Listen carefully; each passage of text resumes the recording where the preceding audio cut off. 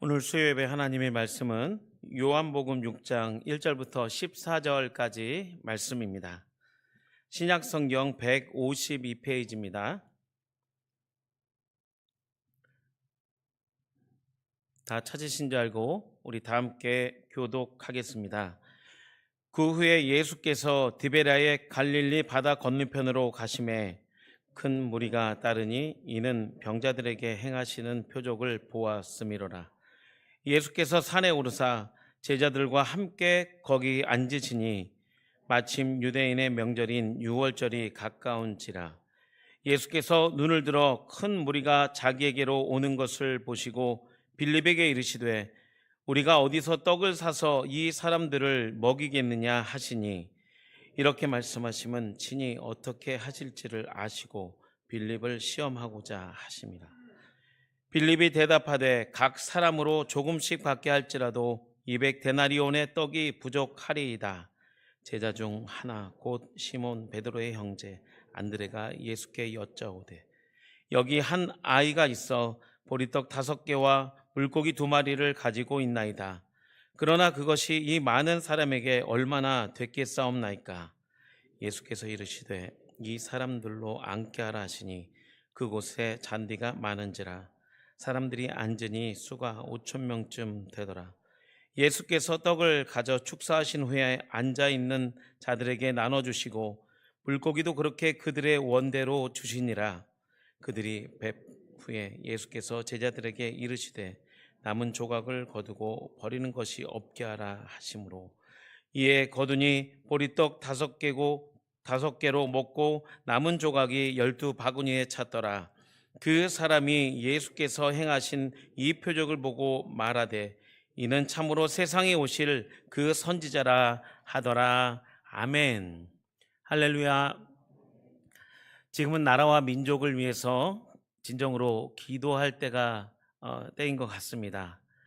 주님의 보혈이 다시 한번 이 나라와 국민들을 덮어주시고 속히 우리나라 가운데 예수님의 참된 평화가 임하기를 간절히 소망합니다. 이 시간은 예수님의 4번째 표적, 믿음의 시험이라는 제목으로 말씀을 증거하겠습니다.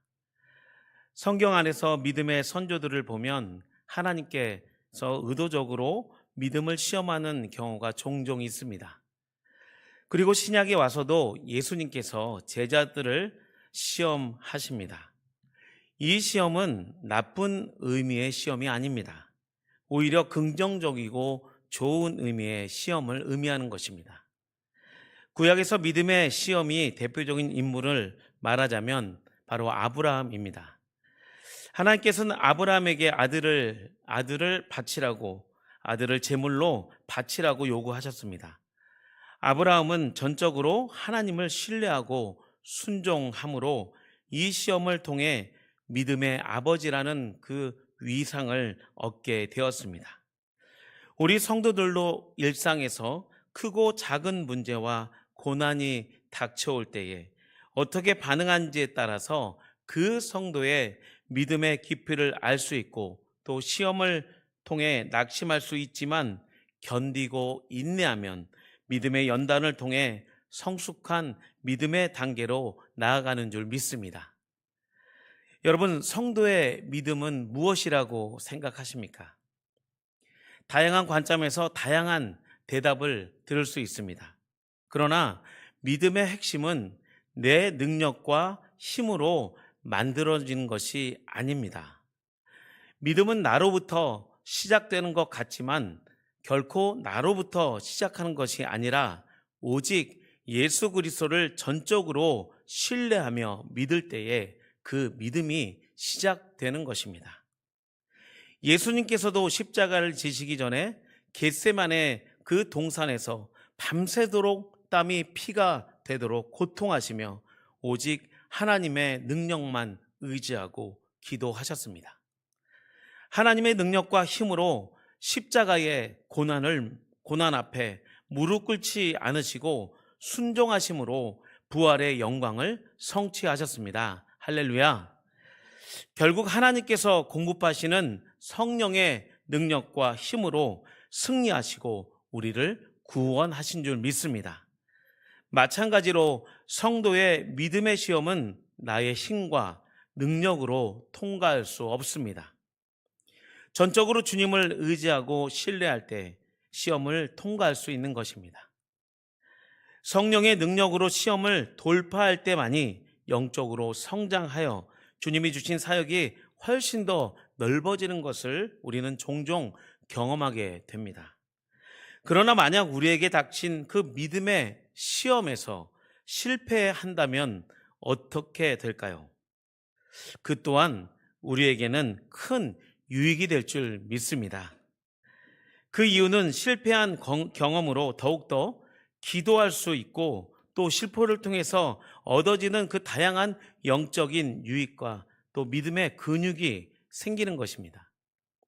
또한 믿음의 실패를 통해서 지금까지 나에게 집중된 그 신앙의 그 잘못된 방향성을 다시 주님께로 맞추고 나의 삶의 방식과 세상의 잘못된 이 가치를 내려놓을 수 있는 아주 소중한 시간이 찾아오는 것입니다.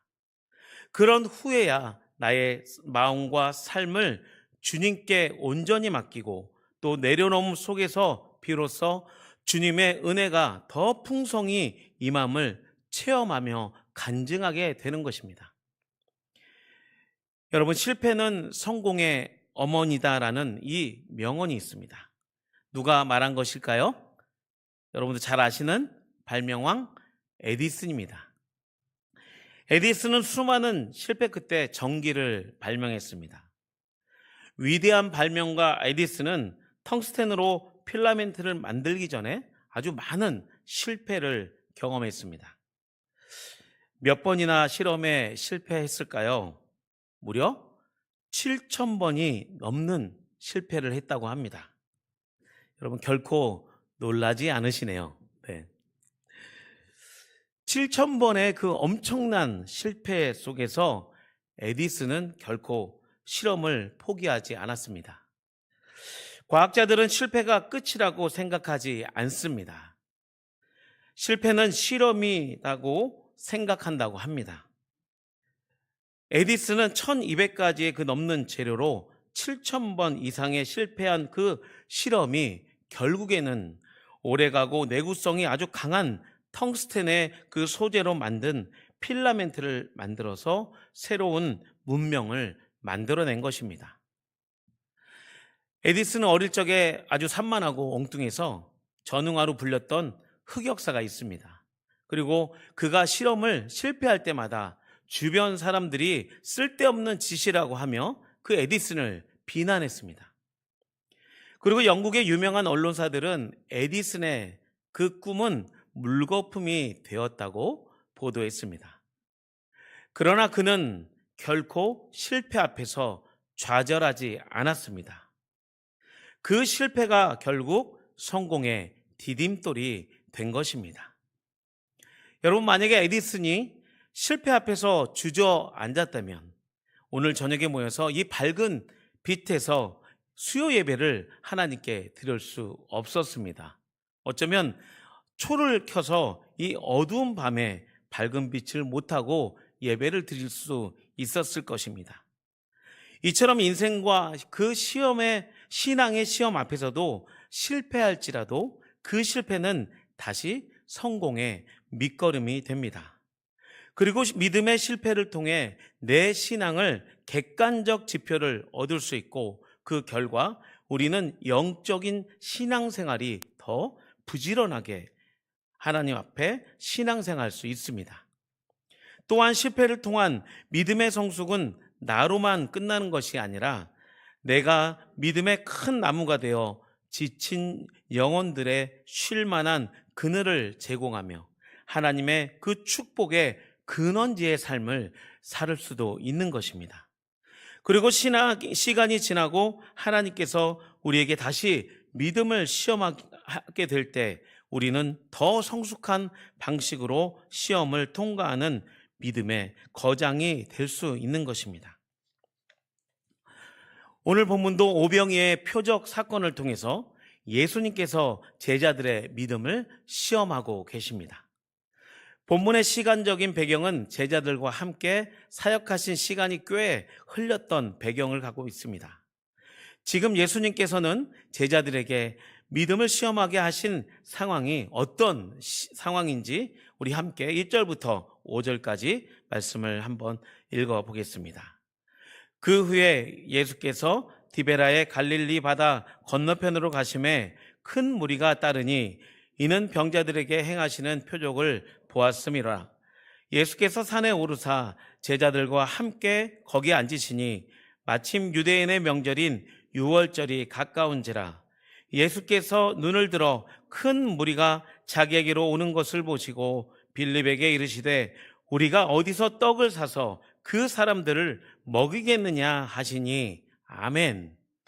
1절을 보시면 나중에 예수님께서 갈릴리 바다를 건너 디베라로 가시자 많은 무리가 주님을 따랐습니다. 또한 2절에 보시면 예수님께서 병자들에게 행하신 표적들 때문에 많은 큰 무리들이 예수님의 손길을 경험하게 됩니다. 그리고 3절에서 5절까지의 그 본문의 배경은 무엇입니까? 예수님께서 산에 올라가셨고 제자들이 무리들과 함께 앉아 있을 때 유대인의 그 명절인 유월절이 가까운 시간이라 사람들이 더 많이 모였습니다. 예수님은 그 당시 지금으로 따지면 아이돌 같은 그런 분이셨습니다. 주님은 병고침의 사역과 또 귀신을 내쫓는 사역을 하시며 하나님 나라에 대해 선포하실 때에 큰 무리가 예수님께로 모여들었습니다. 5절을 보면 예수님께서 고개를 들어 큰 무리가 자기에게 오는 것을 보셨다라고 기록되어 있습니다. 그런데 다른 복음서에는 저녁이 지난 후였다라고 기록하며 지금 이 요한복음에 말하는 이 장소는 아무것도 없는 광야 한복판이었습니다. 사랑이 많으신 예수님은 많은 사람들이 집으로 돌아갈 생각을 하지 않고 떠돌아다니며 예수님만을 쫓아다니는 것을 마치 방황하는 양떼처럼 보셨습니다. 그리고 2만 명이 넘는 이 허다한 무리가 있는 이 광야에서 주님께서 빌립을 시험하셨습니다. 제자들 가운데 특별히 빌립의 영적 성숙과 성장을 위하여 질문을 하시며 빌립을 시험하셨습니다. 예수님은 의도적으로 빌립을 시험하셨습니다. 5절 후반부에 보면 우리가 어디서 떡을 사서 이 사람들을 먹이겠느냐라고 빌립에게 질문하십니다. 떡은 그 당시에 사람들이 주식으로 먹는 난이라고 하는 이 화덕벽에다가 붙여서 굽는 이 빵을 이야기합니다. 예수님의 질문에 빌립은 어떻게 대답을 합니까? 우리 6절부터 7절까지 한번 읽겠습니다. 이렇게 말씀하심은 친히 어떻게 하실지를 아시고 빌립을 시험하고자 하심이라. 빌립이 대답하되 각 사람으로 조금씩 받게 할지라도 200데나리온의 떡이 부족하리이다. 아멘. 6절을 깊이 묵상해 보면 예수님의 질문의 그 의도를 알 수 있습니다. 어떤 의도입니까? 6절 상반절에 이렇게 말씀하심은 이라고 이 단어가 나오는데 이렇게 말씀하심은 주어입니다. 예수님의 빌립에게 이 한 질문은 시험하심의 의도가 있다는 것을 우리 문맥을 통해서 알 수 있는 것입니다. 예수님의 질문의 의도는 무엇이었을까요? 이미 질문 안에 정답이 숨겨져 있는 것입니다. 이것은 마치 질문 안에 답이 있지만 학생들을 테스트하기 위해서 질문을 던지는 선생님과 같습니다. 여러분, 공부하는 학생들에게 왜 시험이 중요합니까? 공부하는 학생들은 매일매일 숙제가 있고 또 중간고사, 모의고사, 또 기말고사를 거쳐 수능이라는 아주 대관문의 시험을 통과해야만 합니다. 시험은 학생들의 그 실력과 논리적인 사고와 문해력과 인문학적인 소양을 갖추기 위한 하나의 과정입니다. 고등학교를 졸업하고 대학에 입학하면 대학의 과정은 기초적인 인문학적인 자질을 갖추지 않고서는 절대 대학의 커리큘럼을 따라갈 수 없습니다. 결국 시험은 학생들의 실력을 성장시키고 학생들이 미래의 성숙한 인문학적인 교육을 통해 지성인으로서 준비되어지는 것입니다. 마찬가지로 지금 예수님께서 빌립을 시험하시는 것은 제자들의 믿음을 성장시키기 위한 목적입니다. 제자들을 곤란하게 하거나 그들의 입장을 난처하게 할 의도는 조금도 없으신 것입니다. 주님께서 빌립을 시험하는 질문에는 답을 포함하고 있었습니다. 무엇입니까? 답은 오직 주님 안에 그 해결의 답이 있다는 것입니다. 그러나 인간적인 현실과 한계 앞에 그 생각이 몰입되어 있는 빌립은 예수님의 그 질문에 대한 의도를 깨닫지 못했습니다. 결국 빌립은 예수님의 질문에 어떤 답을 합니까? 7절 후반절입니다. 각 사람으로 조금씩 받게 할지라도 200데나리온의 떡, 즉 이 빵이 충분하지 않다고 대답합니다. 이 대답은 여러분 정답일까요? 오답일까요? 이 대답은 정답도 아니고 오답도 아닌 것입니다. 어떻게 현실적으로 보면 이 빌립의 대답이 맞습니다. 그러나 빌립의 대답은 하나님이신 예수님의 능력이 빠진 오답인 것입니다. 빌립이 왜 이렇게 대답했을까요?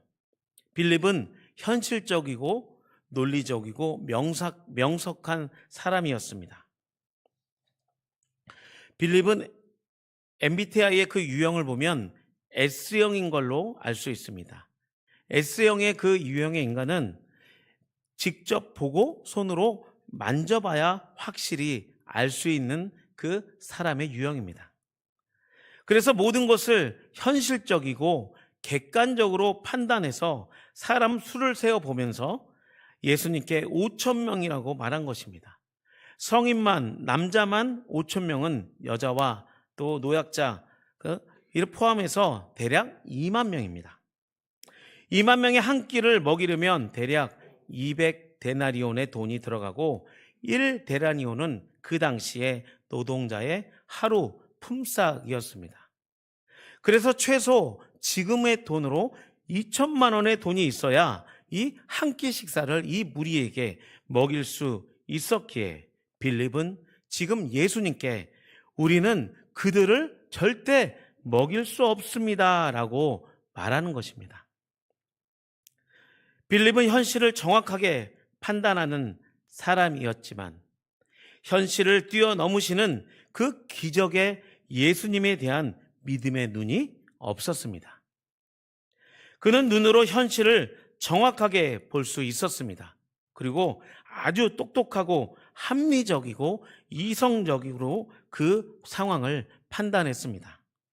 그러나 요한이 이 요한복음 오병이의 사건을 통해서 드러나고자 하는 것은 주님이 원하시는 이 믿음에 대해 부족함을 본문을 통해서 간접적으로 이야기하는 것입니다. 그렇다면 주님이 원하시는 믿음은 무엇일까요?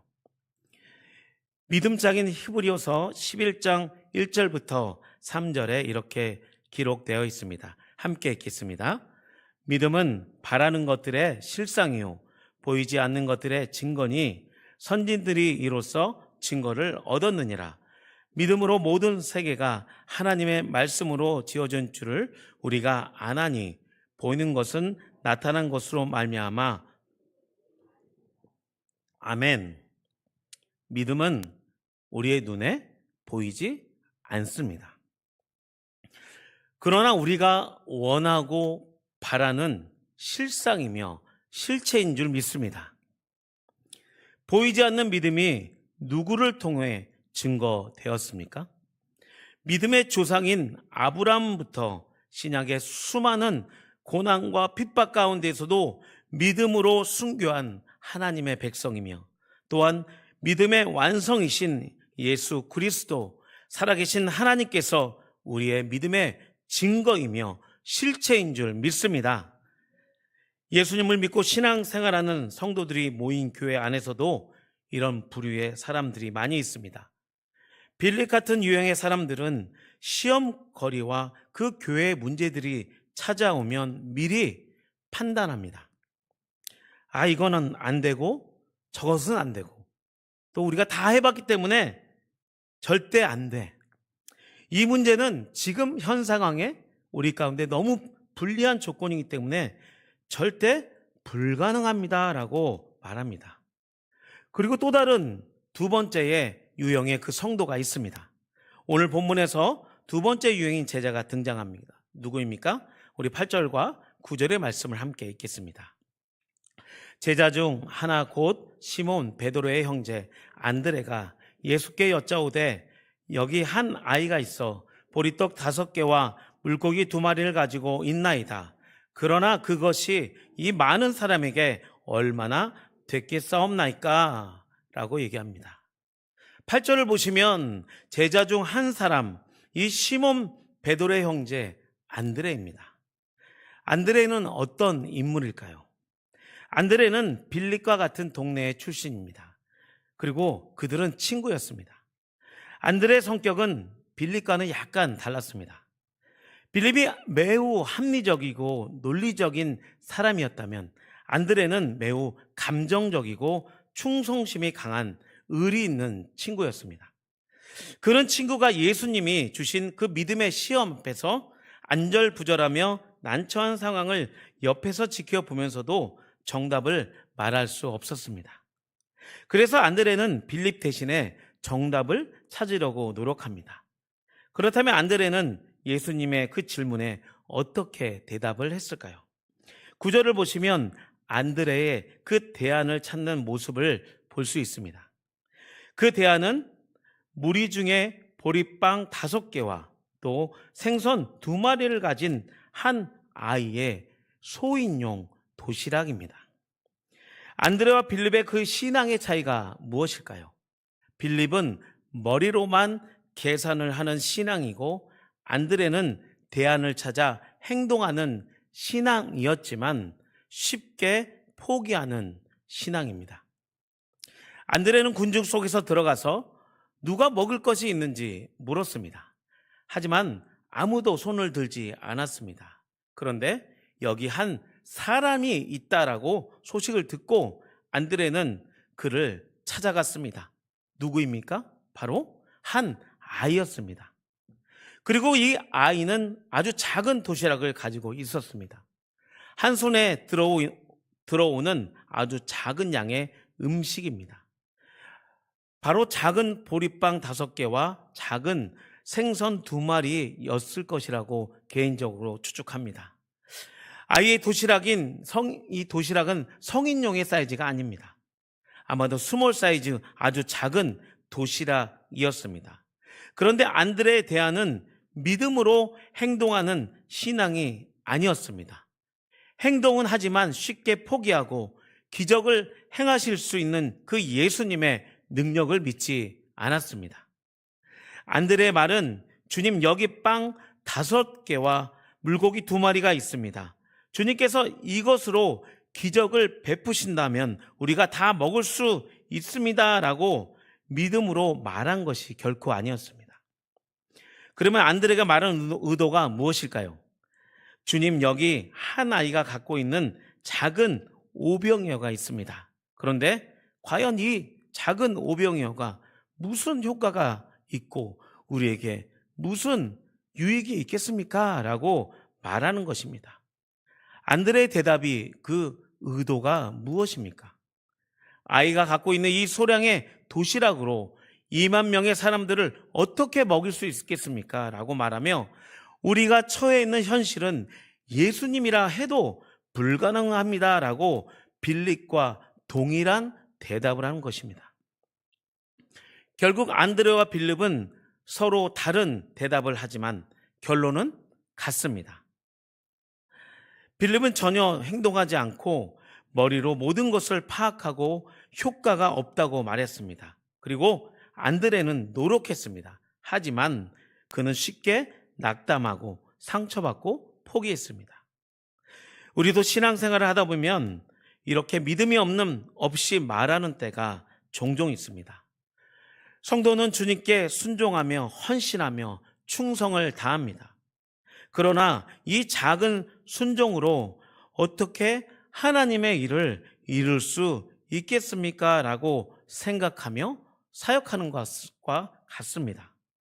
그리고 어려운 시험거리가 다가올 때 쉽게 낙담하며 주님 안 됩니다. 이것은 현실적으로 불가능합니다. 주님 이것은 불가능하고 가능하지 않습니다라고 말하며 몸은 움직이지만 마음 중심은 예수님에 대한 불신으로 가득 차 있어서 쉽게 믿음을 포기하는 경우와 같습니다. 결국 겉모습은 다르게 보일지라도 주님께서 의도적으로 믿음으로 시험하실 때는 동일하게 실패한 것입니다. 하지만 오늘 본문에서 등장한 사람의 유형 중에 한 사람만이 예수님의 그 믿음의 시험을 통과했습니다. 그가 누구입니까? 바로 작은 아이였습니다. 아이가 안드레를 통해 예수님께서 자신의 물건을 드릴 때 예수님은 5,000명을 풀이 많은 곳에 앉게 하셨습니다. 그리고 어린아이가 드린 아주 작은 이 빵과 이 물고기를 가지고 감사 기도하셨습니다. 성경에는 축사라고 되어 있지만 이것은 감사라는 뜻입니다. 우리가 볼 때는 아이의 도시락은 아주 보잘것없는 도시락입니다. 그러나 아이는 예수님께서 자신의 도시락을 갖고 감사 기도하는 것을 보며 아주 기뻐했을 것입니다. 이 아이는 자신의 도시락이 어떻게 쓰일지를 잘 몰랐습니다. 다만 예수님의 손에 아이의 도시락이 있는 그 것만으로도 기뻤고 예수님만 오직 바라보며 순종하며 전적으로 주님 뜻대로 하실 일들을 기대했을 것입니다. 그리고 자리에 앉아 있는 2만 명이 넘는 사람에게 나누었을 때 어떠한 기적이 일어납니까? 우리 마지막으로 12절부터 14절까지 말씀을 읽겠습니다. 그들이 배부른 후에 예수께서 제자들에게 이르시되 남은 조각을 거두고 버리는 것이 없게 하라 하심으로 이에 거두니 보리떡 5개로 먹고 남은 조각이 12바구니에 찼더라. 그 사람들이 예수께서 행하신 이 표적을 보고 말하되 이는 참으로 세상에 오실 그 선지자라 하더라. 아멘. 여러분들도 잘 아시는 것처럼 2만 명의 큰 무리가 원하는 만큼 실컷 배부르게 먹고 남은 음식이 12바구니에 가득 차는 예수님의 오병이어의 그 기적, 표적이 일어난 것입니다. 이 기적이 가능했던 것은 아이의 작은 희생과 헌신에서 시작되었습니다. 그러나 아이의 작은 헌신이 없어도 예수님은 오병이의 기적을 나타낼 수 있는 전능하신 하나님이십니다. 그러나 요한은 이 아이의 작은 희생과 헌신을 통해 예수님을 일하신다는 것을 강조하는 것입니다. 하나님의 역사는 반드시 성도의 믿음과 헌신을 통해서 일하시는 줄 믿습니다. 아이의 믿음은 실패를 생각하지 않고 환경과 현실을 생각하지 않았습니다. 과연 요한은 오병이의 표적을 통해 우리에게 무엇을 말하려는 것일까요? 오병이의 기적은 마가복음, 누가복음, 요한복음에 모두 기록되어 있지만 이 한 아이의 작은 이 헌신은 요한복음에만 언급되어 있습니다. 요한은 성도의 아무리 작은 희생과 헌신은 주님께 드릴 때만이 놀라운 역사를 체험한다는 것을 이 본문을 통해서 강조하는 것입니다. 오직 아이처럼 주님만 바라보며 의지할 때에 믿음의 시험을 통과하는 줄 믿습니다. 기적의 시작과 문제의 그 해결에 실마리는 먼 곳에 있지 않습니다. 우리가 가진 것을 주님께 온전히 드리는 헌신의 마음과 주님을 믿고 순종하는 그 신앙의 태도가 놀라운 성령의 역사를 경험하며 우리 교회가 부흥이 될 줄 믿습니다. 주님의 일은 머리로만 하는 것이 결코 아닙니다. 또한 주님의 일은 쉽게 낙담하면 안 되는 줄 믿습니다. 우리의 모든 문제와 커다란 시험이 찾아올지라도 오직 주님께 드리면 우리 주님께서 우리의 문제를 책임지시고 하나님 나라와 의를 이루시고 우리가 당면하고 있는 장애물을 돌파하게 해주실 것입니다. 우리 모두는 하나님께서 동일하게 2025년도의 그 새해 시간들을 복되게 우리에게 주셨습니다. 분명히 올 한 해도 우리에게 수많은 시험이 예비되어 있습니다. 그러나 빌립처럼 안드레처럼 실패를 두려워하지 마시고 어린아이의 믿음을 본받아 우리의 일상의 삶 속에서 쉽게 낙심하지 않으며 살아계신 주님께 우리의 작은 믿음을 드릴 때에 올 한 해도 우리의 가정과 교회, 이 나라와 민족을 지키시고 또 특별히 수의동교회 70주년을 맞이해서 우리 교회가 하나님의 나라가 확장되는 놀라운 예수님의 표적을 경험하시는 복된 2025년도 한 해가 될 줄 믿습니다. 우리 함께 기도하겠습니다. 하나님 감사합니다. 오늘 오병이어의 기적을 통해 우리가 본받아야 할 그 한 작은 아이의 믿음을 살펴보았습니다. 쉽지 않는 2025년도의 시간일지라도 우리도 이 아이의 믿음을 본받아 작은 믿음을 하나님께 드리고 우리 가정과 교회와 이 나라 민족을 위하여 우리가 함께 희생하며 하나님께 나아갈 때에 주님께서 우리 가운데 이 오병이의 기적과 축복을 우리 가운데 부어주실 줄 믿습니다. 특별히 오늘 장례 중에 있는 가정 가운데 하나님의 위로와 평강을 부어주셔서 마지막 장례 절차까지 순조롭게